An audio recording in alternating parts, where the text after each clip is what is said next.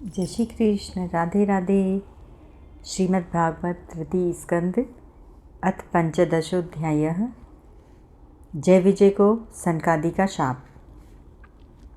श्री मैत्रेय जी ने कहा, विदुर जी, दिति को अपने पुत्रों से देवताओं को कष्ट पहुँचाने की शंका थी, इसीलिए उसने दूसरों के तेज का नाश करने वाले उस कश्यप जी के तेज वीर्य को 100 वर्षों तक अपने उदर में ही रखा। उस गर्भस्थ तेज से ही लोकों में सूर्य आदि का प्रकाश क्षीण होने लगा था तथा इंद्र आदि लोकपाल भी तेजहीन हो गए। तब उन्होंने ब्रह्मा जी के पास जाकर कहा कि सब देवताओं में अंधकार के कारण बड़ी अव्यवस्था हो रही है। देवताओं ने कहा, भगवान, काल आपकी ज्ञान शक्ति को कुंठित नहीं कर सकता, इसीलिए आपसे कोई बात छिपी नहीं है। आप इस अंधकार के विषय में भी जानते ही होंगे। हम तो इससे बड़े ही भयभीत हो रहे हैं। देवादिदेव, आप जगत के रचयिता और समस्त लोकपालों के मुकुटमणि हैं। आप छोटे बड़े सभी जीवों का भाव जानते हैं। देव, आप विज्ञान बल संपन्न हैं। आपने माया से ही यह चतुर्भुज रूप और रजोगुण स्वीकार किया है। आपकी उत्पत्ति के वास्तविक कारण को कोई नहीं जान सकता। हम आपको नमस्कार करते हैं। आप में संपूर्ण भुवन स्थित हैं।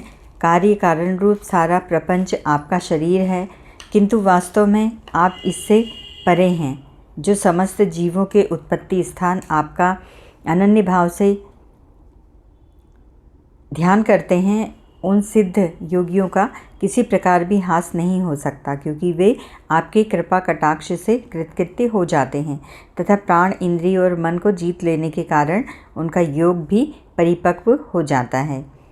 रस्सी से बंधे हुए बैलों की भांति आपकी वेदवाणी से जकड़ी हुई सारी प्रजा आपकी अधीनता में नियम पूर्वक कर्मानुष्ठान करके आपको बलि समर्पित करती है। आप सबके नियंता मुख्य प्राण हैं। हम आपको नमस्कार करते हैं।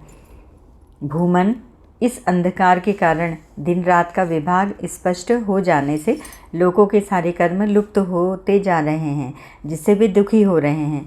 उनका कल्याण कीजिए और हम शरणागतों की ओर अपनी अपार दया दृष्टि से निहारिए। देव, आज जिस प्रकार ईंधन में पड़कर बढ़ती रहती है, उसी प्रकार कश्यप जी के वीर्य से स्थापित हुआ यह दिति का गर्भ सारी दिशाओं को अंधकार में करता हुआ क्रमशः बढ़ रहा है। मैत्रेय जी कहते हैं, महाबाहो, देवताओं की प्रार्थना सुनकर भगवान ब्रह्मा जी हंसे और उन्हें अपनी मधुर वाणी से आनंदित करते हुए कहने लगे। श्री ब्रह्मा जी ने कहा, देवताओं, तुम्हारे पूर्वज मेरे मानस पुत्र सनकादि लोकों की आसक्ति त्याग कर समस्त लोकों में आकाश मार्ग से विचरा करते हैं। एक बार वे भगवान विष्णु के शुद्ध सत्व में सब लोगों के शिरोभाग में स्थित बैकुंठ धाम में जा पहुँचे। वहाँ सभी लोग विष्णु रूप होकर रहते हैं और वह प्राप्त भी उन्हीं को होता है जो अन्य सब प्रकार की कामनाएं छोड़कर केवल भगवत शरण की प्राप्ति के लिए ही अपने धर्म द्वारा उनकी आराधना करते हैं। वहाँ वेदांत प्रतिपाद धर्ममूर्ति श्री आदि नारायण हम अपने भक्तों को सुख देने के लिए शुद्ध सत्व में स्वरूप धारण कर हर समय विराजमान रहते हैं। उस लोक में नह श्रेयस नाम का एक वन है, जो मूर्तिमान कैवल्य सा ही जान पड़ता है। वह सब प्रकार की कामनाओं को पूर्ण करने वाले वृक्षों से सुशोभित है, जो स्वयं हर समय 6 ऋतुओं की शोभा से संपन्न रहते हैं। वहाँ विमानचारी गंधर्वगण अपनी प्रियाओं के सहित अपने प्रभु की पवित्र लीलाओं का गान करते रहते हैं, जो लोगों की संपूर्ण पाप राशि को भस्म कर देने वाली है। उस समय सरोवरों में खिली हुई मकरंद पूर्ण वासंतिक माधवी लता की सुमधुर गंध उनके चित्त को अपनी ओर खींचना चाहती है, परंतु वे उसकी ओर ध्यान ही नहीं देते, वरम उस गंध को उड़ाकर लाने वाले वायु को ही बुरा भला कहने लगते हैं। जिस समय भ्रमराज ऊंचे स्वर में गुंजार करते हुए मानो हरि कथा का गान करते हैं उस समय थोड़ी देर के लिए कबूतर, कोयल, सारस, चकवे, पपीहे, हंस, तोते, तीतर और मोरों का कोलाहल बंद हो जाता है, मानो वे भी उस कीर्तनानंद में बेसुध हो जाते हैं। श्रीहरि तुलसी से अपने श्री विग्रह को सजाते हैं और तुलसी की गंध का ही अधिक आदर करते हैं।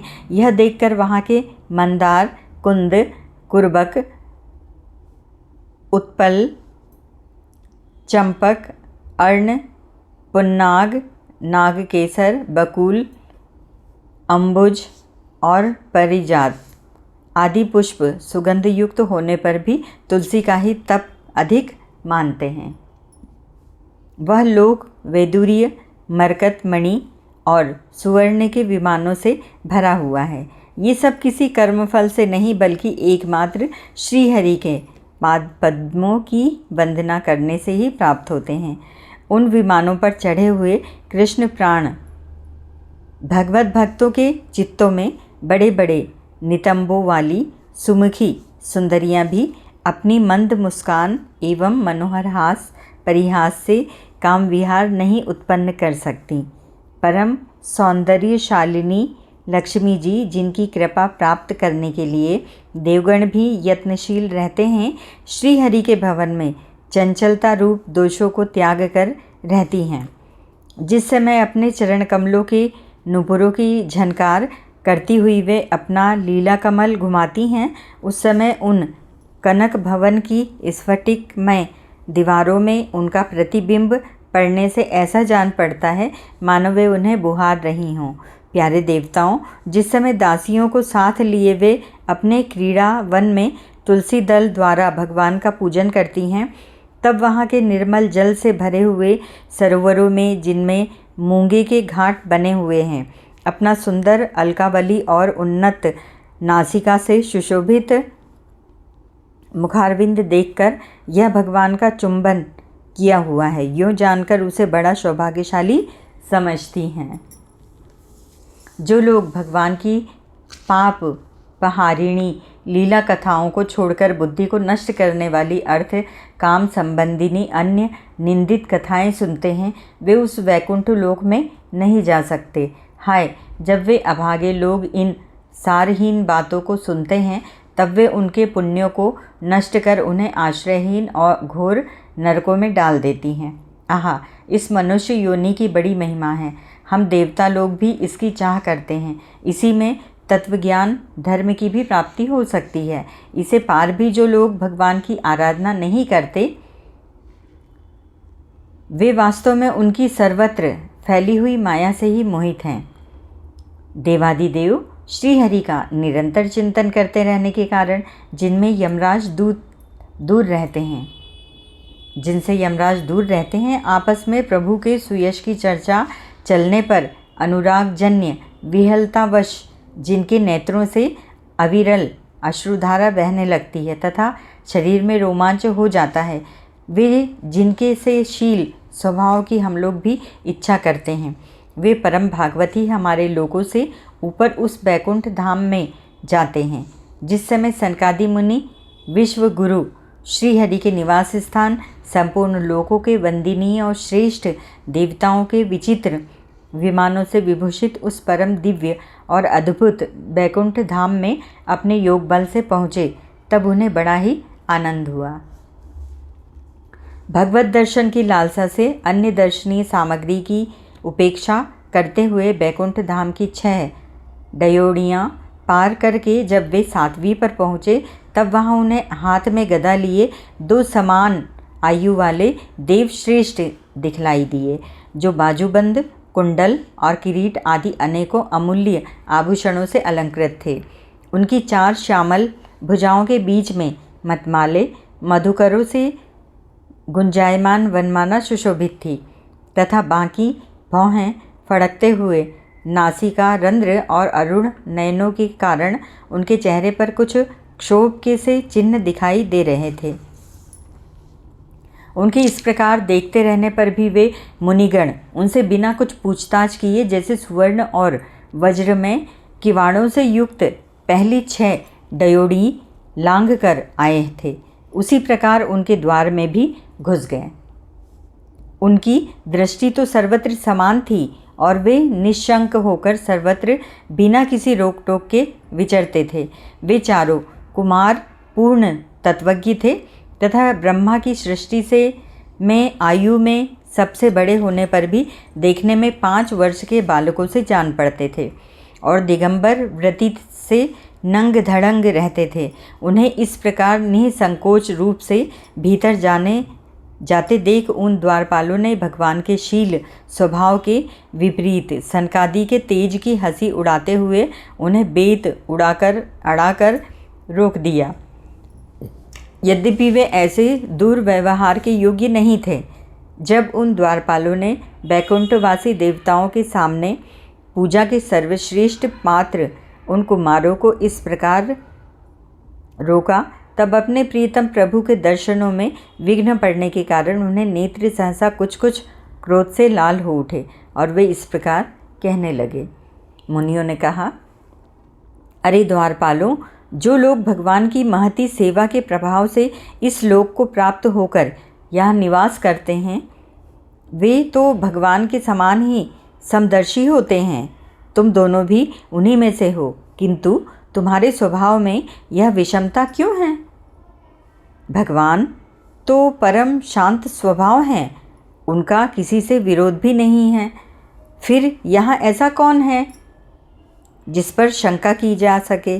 तुम स्वयं कपटी हो, इसी से अपने ही समान दूसरों पर शंका करते हो। भगवान के उदर में यह सारा ब्रह्मांड स्थित है, इसीलिए यहाँ रहने वाले ज्ञानीजन सर्वात्मा श्रीहरि से अपना कोई भेद नहीं देखते, बल्कि महाकाश में घटाकाश की भांति उनमें अपना अंतर्भाव देखते हैं।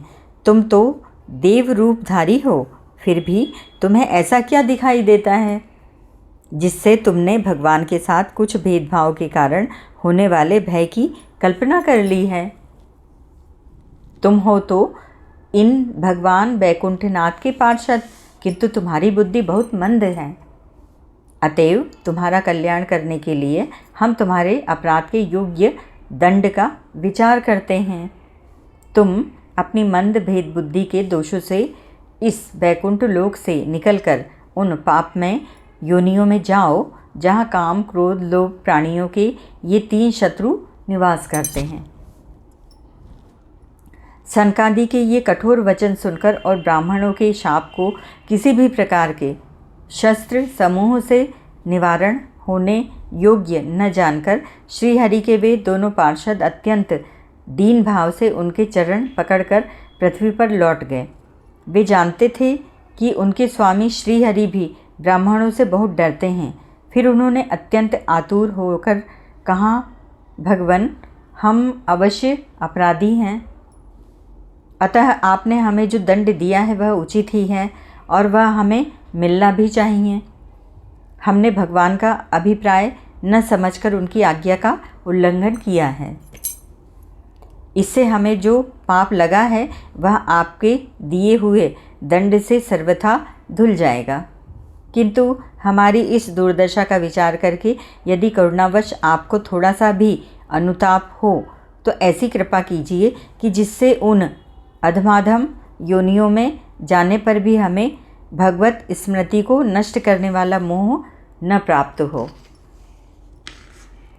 इधर जब साधुजनों के हृदय धन भगवान कमलनाभ को मालूम हुआ कि मेरे द्वारपालों ने सनकादि साधुओं का अनादर किया है, तब वे लक्ष्मी जी के सहित अपने उन्हीं श्री चरणों से चलकर ही वहाँ पहुँचे जिन्हें परमहंस मुनिजन भी ढूंढते रहते हैं, सहज में पाते नहीं।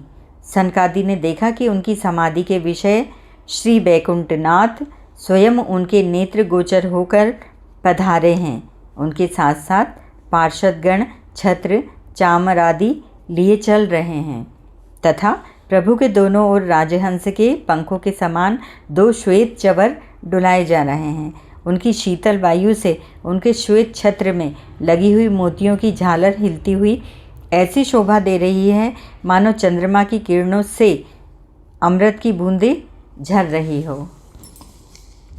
प्रभु समस्त सद्गुणों के आश्रय हैं।